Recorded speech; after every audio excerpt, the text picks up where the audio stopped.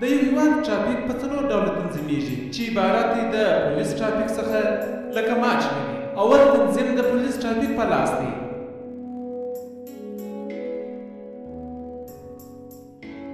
دوهم برقي سیګنالونه یا اشارې دي چې موږ تاسې په خپلو ښارو کې لرو. درېیمې ټرافیکي نښې یا لوحې دي چې د جادو پر سر باندې ولاړ دي او لارښوونه کوي تر څو د هغه د لارښوونو مطابق ډرایوران حرکت وکړي او مخته ولاړ شي. او څلورم ډول چې دی چې هغه ته د حق اولیت قاعده ویل کېږي. مخکې مو هم پر دې باندې خبرې وکړې چې په افغانستان کې د راسته راسته څخه وسایط چلول کېږي. نو پر یو څلور لارې یا په یوه جاده کې د راسته راست وسایطو ته حق اولیت ورکول کېږي تر څو هغه مخته ولاړ شي او حرکت وکړي. د درس عنوان مو دی سرعت یا تیزوالی. موږ ته دا راښیي چې خپل وسایط په څومره تیزوالي سره وچلوو.